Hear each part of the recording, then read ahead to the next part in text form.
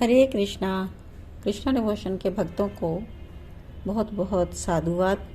आप सभी बहुत ही प्रेम के साथ, श्रद्धा के साथ श्री कृष्ण चरित अमृतम ग्रंथ का आस्वादन कर रहे हैं।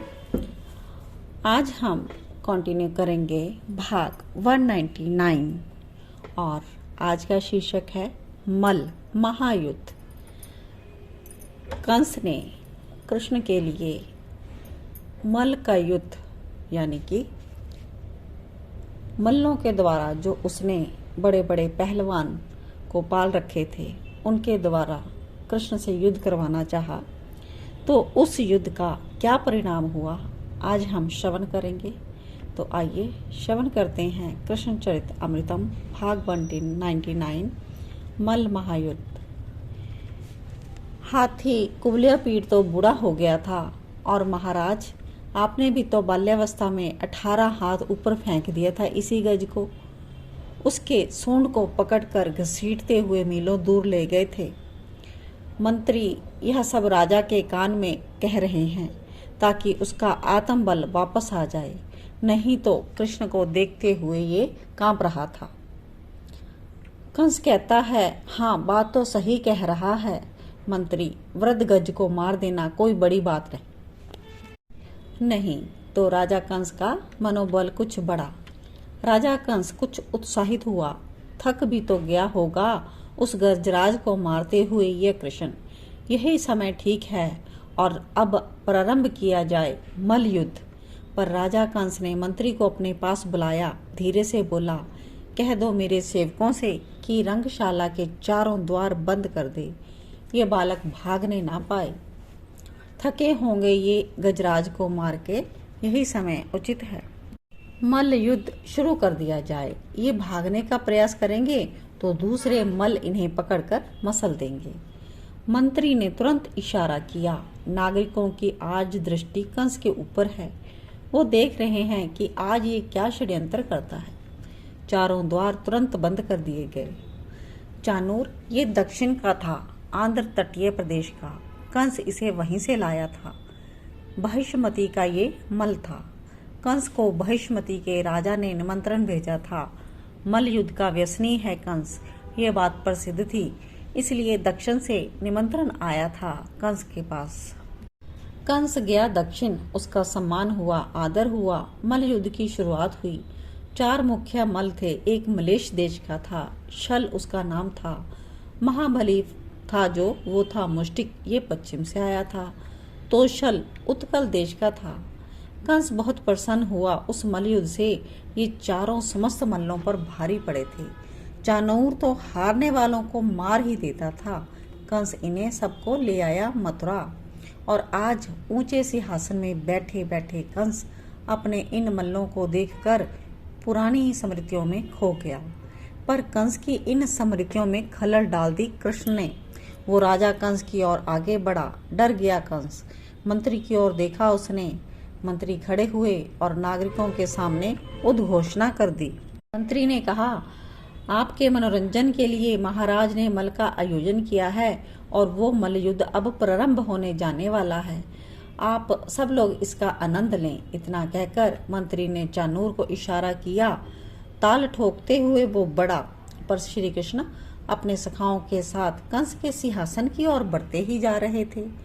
तो चानूर आगे आया, ताल ठोकते हुए बोला, रुको ए बालको रुको। कृष्ण ने कहा, हाँ कहिए। तो वो चानूर से वार्ता करने लगे। चानूर ने कहा, अब यहाँ पर मल युद्ध होगा। बहुत बढ़िया, तो हम भी सब देखेंगे, क्यों सखाओ। श्री कृष्ण की बात पर सब मनसुख आदि हंसने लगे। और क्या यही देखने को तो आए हैं, लड़िए हम देखेंगे। श्री कृष्ण वहीं पर खड़े हो गए और हम भी ताली बजाएंगे, मनसुख ने कहा। पर चानूर ने जब अपनी लाल लाल आंख दिखाई तो मनसुख डर गया। नहीं नहीं, आप जीतोगे तभी ताली बजाएंगे, आप हारोगे तो हम दुखी हो जाएंगे। मनसुख ने बलभद्र भैया से कहा, जाते कहा कहनी है, मोए तो पता ही नहीं है।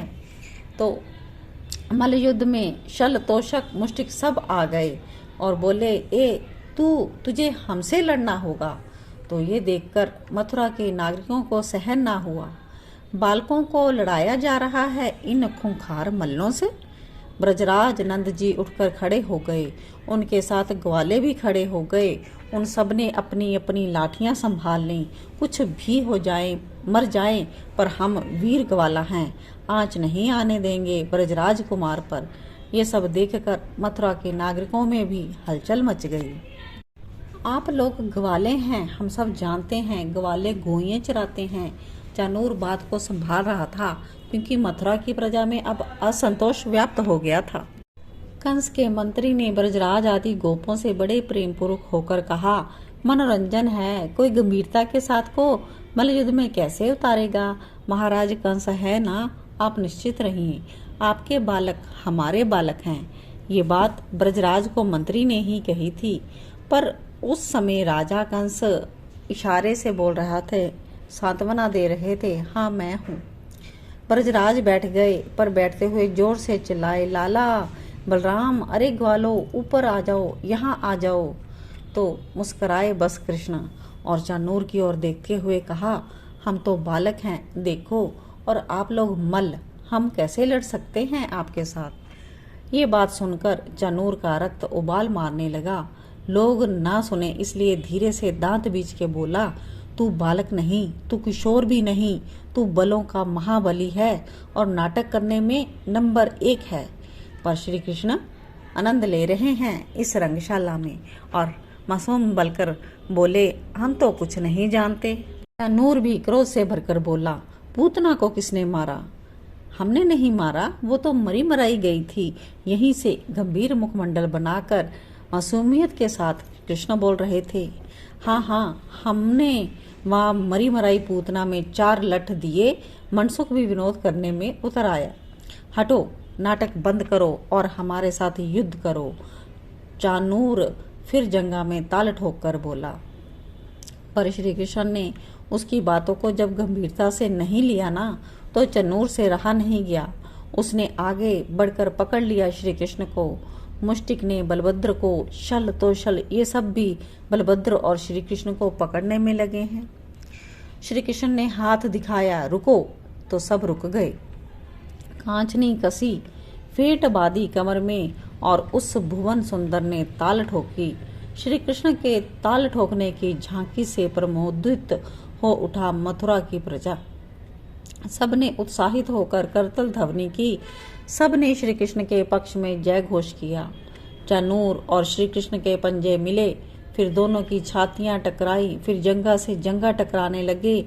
मध्य मध्य में सिर से भी सिर टकराते हैं दोनों के। चानूर जब गिर पड़ता है तो प्रजा आनंदित होती है, पर क्रोध में भरकर चानूर जब तेज दौड़ता हुआ श्री कृष्ण को मारने के लिए जाता है, तब कृष्ण अचानक हट जाते हैं और चानूर गिर पड़ता है। तब फिर मथुरा की प्रजा तालियां बजाती हैं और कंस घबराता है।